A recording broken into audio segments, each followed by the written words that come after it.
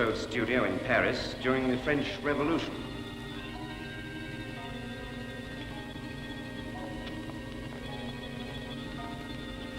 Here's the famous Sleeping Beauty, modeled by Madame Tussaud in 1793.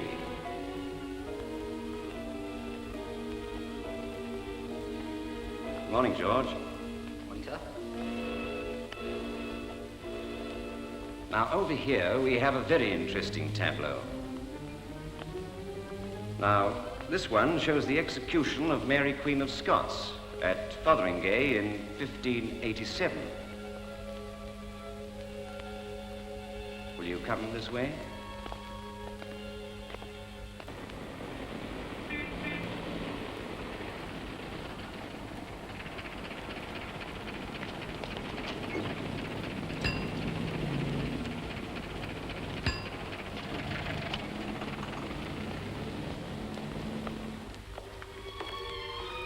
I beg your pardon. Would you tell me where I could find Edward Simpson? Edward Simpson? Oh, yes, the Brighton murderer. You'll find him at the end of this aisle. Say, that's rather odd. Asking for that figure by name, as if he knew him personally. You can't do that!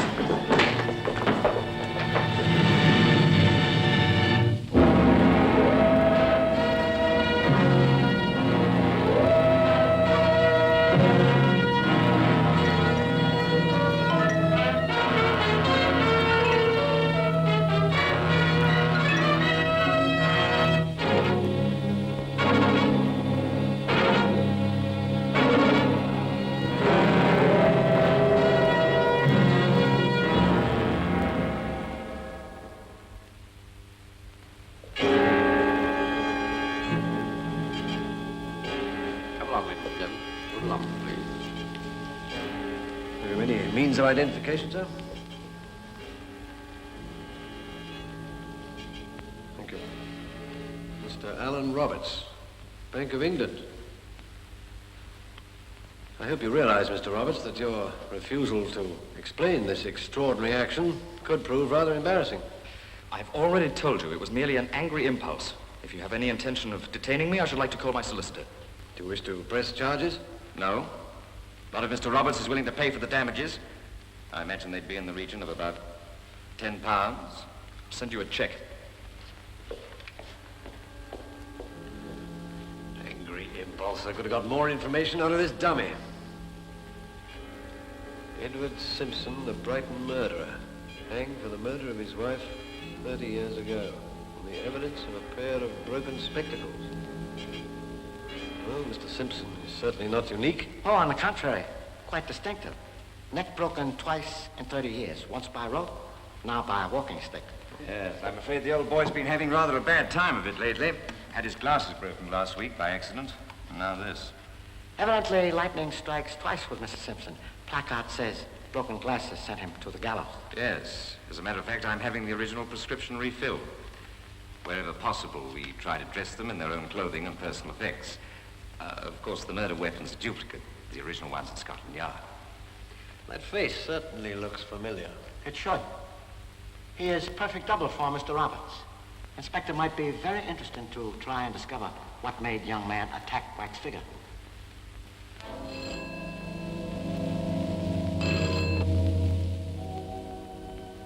Yes? That was quite a sentimental visit you paid to your father this morning. Remarkable resemblance, isn't it, Mr. Roberts? Who are you? Come, Mr. Roberts. I prefer to keep my head on my shoulders. What do you want? Shall we say £1,000? Your position at the bank is worth much more. Oh, this is blackmail. Go to Hyde Park in 1 hour's time. Drop it behind the first bush inside the Marble Arch entrance. And keep moving. Oh, wait.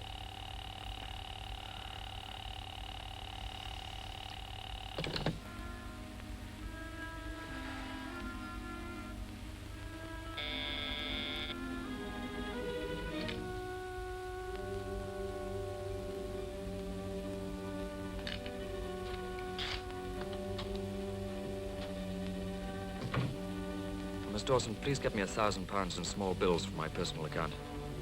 Mr. Kingsley's been trying to reach you. I told him. What kept you on that confounded phone? I wanted to talk to you about... Alan, what's the matter? Aren't you well? No, I suppose I do feel a bit out of sorts. As a matter of fact, I'd thought of taking the rest of the day off. Of course. We'll talk about it first thing in the morning.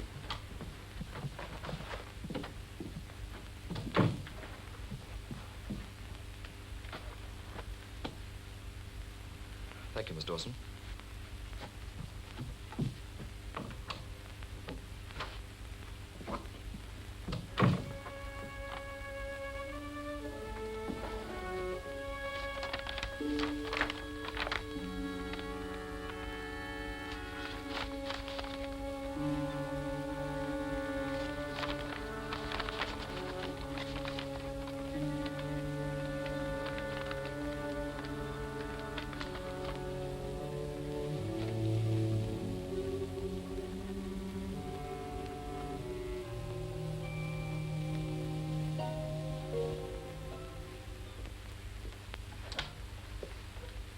Records of the Simpson case, eh? Well, Roberts may look like Simpson. I hope the resemblance stops there. Brutal murder. Find anything? Yes. The Simpsons had a 10-month-old child. The boy was placed in the Henderson orphanage. That would make him now about 30 years of age. Could be, Roberts. I suppose you won't sleep till you know. Knowledge, Inspector, is the only medicine to cure itch of curiosity. Tom, call the Henderson orphanage and see what you can find out about a baby named Simpson. Father Edward Simpson, the Brighton murderer. About 30 years ago. Right. Very strange there were no fingerprints on this. Simpson might have worn gloves. Would indicate premeditation. No man would use this type of weapon in planned murder. Planned or otherwise. These frames and this lens were enough to hang him. Simpson admitted they were his. But denied murder. He claimed he arrived home, found house dark, heard scream, hurried inside. Was attacked by unknown assailant. Then, when he regained consciousness, he found wife dead. Couldn't have happened that way. Please explain.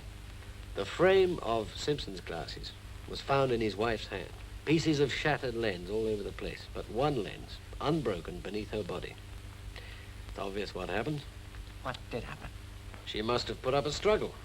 She grabbed his glasses, one lens was knocked out in the fight, and she fell on top of it. The implication seems clear. According to this record, this lens was examined only last week by an optometrist, a Dr. Antrim. Mr. Wallace at Wax Museum said he was having Simpson's prescription refilled, remember?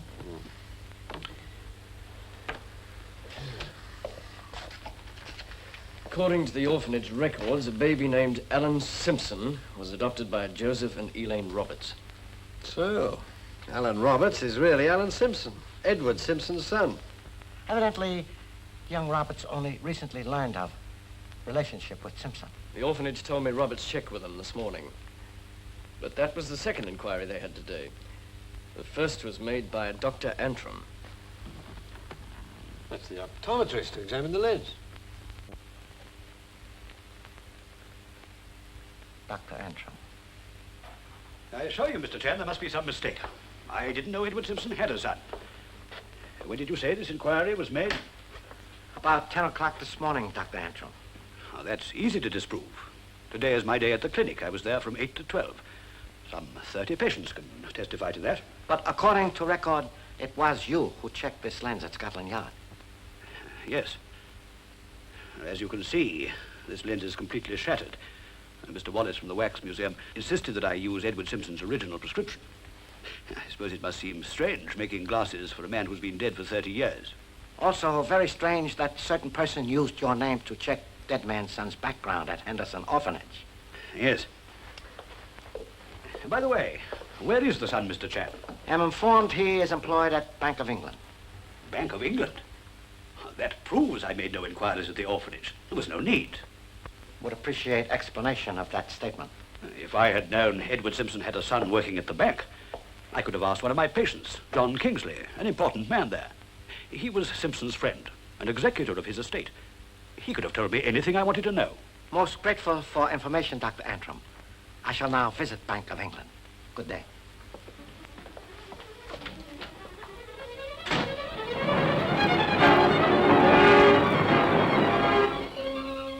Kingsley, why did you not tell Roberts that he was Simpson's son? I never told anyone. I didn't want to hurt him. Roberts and I have been very close to each other. Almost father and son. So Alan Roberts was unaware you were father's friend, also executor of estate, Yes. I suppose I ought to have told him. Is he in trouble? Facts indicate possibility. Certain person used Dr. Antrim's name to investigate background of Roberts. Very possible same person would inform young Roberts of his true identity, also threatened to expose same. Blackmail. Very reasonable conclusion. Do you know of any large withdrawals of money made recently by young Roberts? No, but I can soon find out. Send Miss Dawson in, please. I can't understand how anyone could know about Roberts. Perhaps person who knew father observed resemblance. Roberts was with me when I ran into George Winslow some weeks ago. George Winslow, very unfamiliar name. Who is he, please?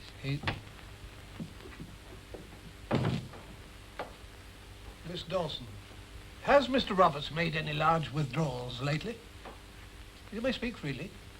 This morning I cashed his personal voucher for £1,000. Thank you.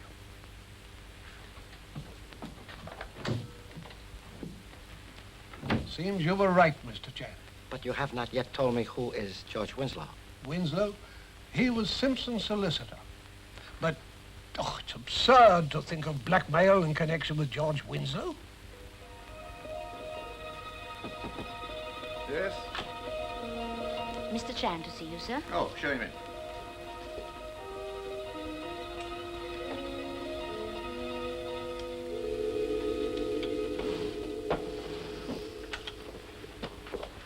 Good afternoon, Mr. Chan.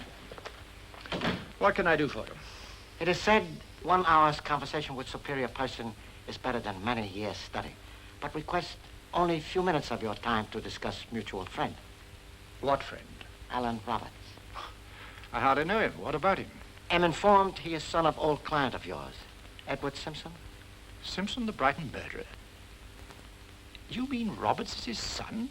And now victim of blackmailer. How can I help, Mr. Chan? Blackmail's a matter for the police, you know. Like many victims who cannot afford to have secret revealed, Roberts did not consult police. Have reached conclusion that blackmailer must be person who knew the father. Plenty of people knew Simpson. He was well known before his death, and notorious after it. But person also knew him well enough to know that child had been placed in Henderson Orphanage. That's a matter of court record. Anyone could dig that up. So I'm afraid I can't help you. I'm most grateful for your valuable time. Sorry I can't do more, Mr. Chan. One more question, please. Is name on card familiar to you? No? Again, my deep thanks for your help. Small but high-storied buildings rise from gradual accumulation of small bricks. Good day. Goodbye.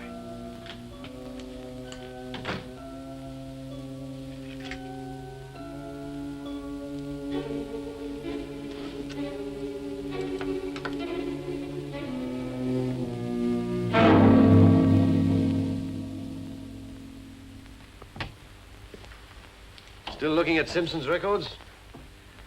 What do you expect to find? That Dr. Antrim did not go to the Henderson Orphanage. He didn't. We checked. Certainly looks like blackmail, but there's nothing we can do till Roberts asks for help. Duff? Stay right where you are.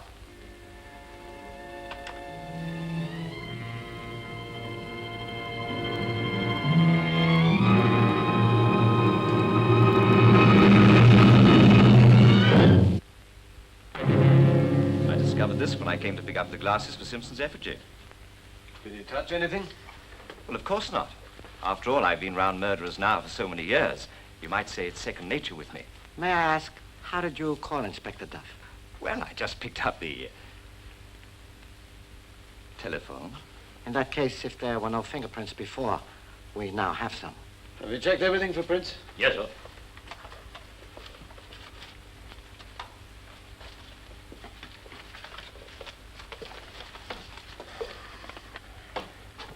Charlie, They are. Alan Roberts. Have we finished counting the money? Yes, sir. I make it to be £1,000. Exact amount young Roberts withdrew from bank. All right. Bring Roberts in for questioning. Father and son. What a splendid tableau. How did you know Simpson was Roberts' father? Oh, well, Dr. Antrim told me when I spoke to him earlier on the telephone. Why, Antrim never even started those glasses. These glasses were supposed to be finished this morning or today? Well, yes, he told me he'd have them ready earlier this afternoon. Well, I'll just have to take them to another optometrist. May I borrow the prescription that Dr. Antrim used for Simpson's glasses? There is no prescription. Oh, yes, there is. I used to see Dr. Antrim compare those glasses with it. He got it from that filing cabinet. P, Q, R, S, Sawbridge, Sedgwick, Simpson. That's it. All he had to do was to look at his own file. But why did he have to check the lens at Scotland Yard? Have any trouble? No, sir. He surrendered this without a word.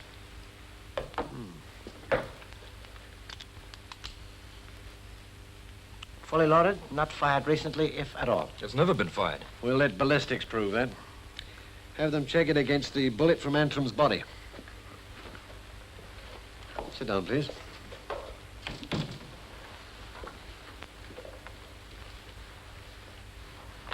You recognize this? Yes, it's mine, but where did you get it? In Dr. Antrim's office. I don't know any Dr. Antrim, and I've never been in his office. Mr. Roberts, we know you are a victim of blackmailer. Someone who knew you were son of Mr. Simpson. Where were you told to bring money? Hyde Park. I dropped it behind a bush at the Marble Arch entrance. And if it was found in this Dr. Antrim's office, then he must have been the man who was blackmailing me. You should have asked the police for help. The lens and glasses are the same as taken from Simpson's wax figure? Exactly the same correction. I don't understand it. Antrim had the prescription for the glasses. Why did he have to check it with us at Scotland Yard? But, sir, these glasses weren't made from Simpson's prescription. This is a prescription for a slight case of astigmatism. The person who wore those glasses and that lens had severe myopia. Is there anything else, gentlemen? No, thank you.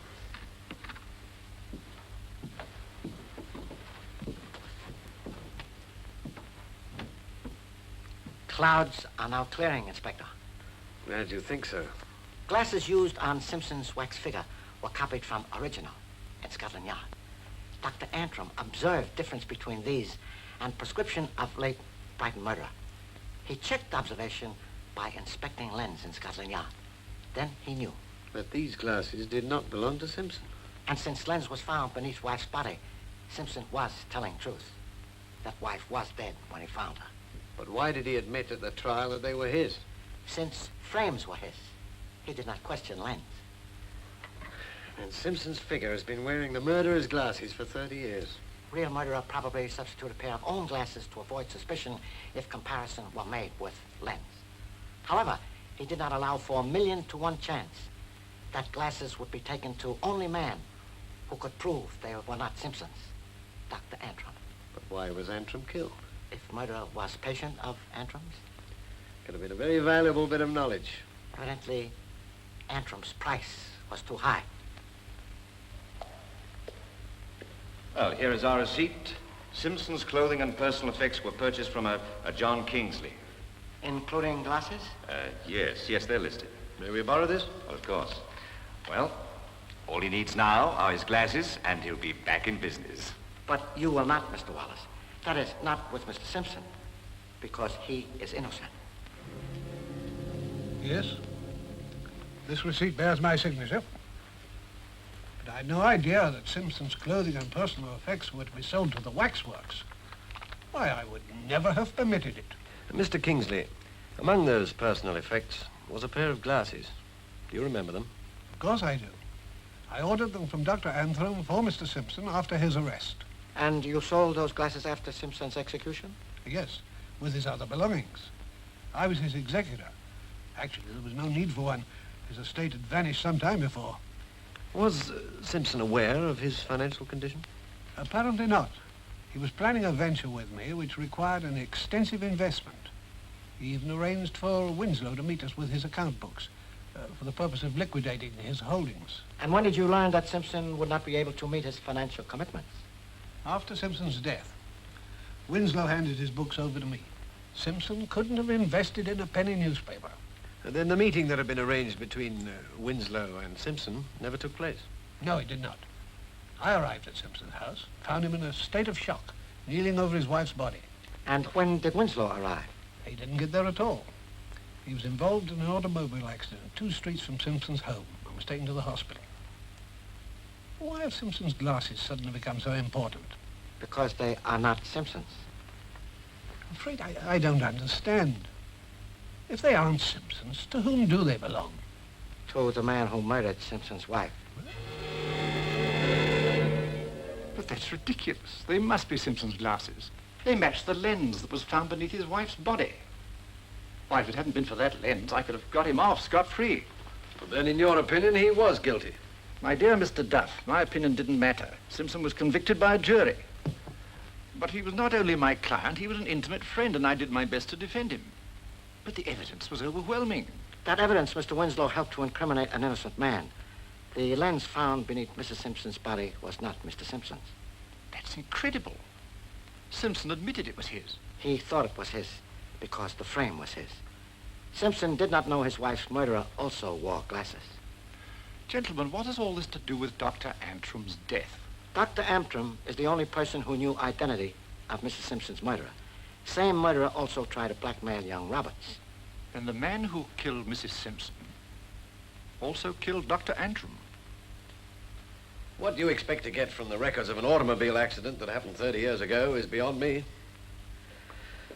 Let's concentrate on Kingsley. If anyone had a motive, it was John Kingsley. He killed Mrs. Simpson to incriminate her husband in order to avoid a prosecution for embezzlement. Then he killed Antrim in order to avoid being blackmailed when Antrim learned he was the murderer. The motive is correct, name of murderer incorrect. All right, Mr. Chan, suppose you tell me who it is. A certain person who tried to deceive humble colleague, but failed. Curious duck will now put foot on unsuspecting worm. Come.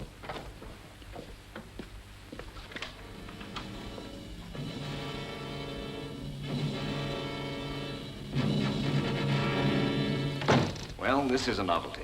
The first time we've ever been able to put a real murderer in the place of a wrongfully convicted man. Thank you. You gentlemen certainly deserve a lot of credit. Oh, Mr. Chan deserves the credit. The murderer gave himself away at an interview, and Mr. Chan spotted it. By the way, where is Charlie? He's supposed to be here by now. Oh, here he is. Humble apologies for delay.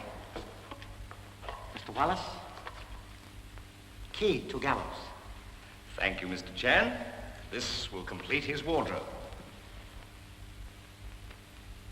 The vital evidence. Obtained by investigating automobile accident. Records prove that Winslow was driving on night of murder without glasses. Checking glasses with lens under Mrs. Simpson's body was discovered they were the same. It was all the evidence we needed to secure a conviction. His cloudy vision, however, did not enable him to foresee consequences of foul deed.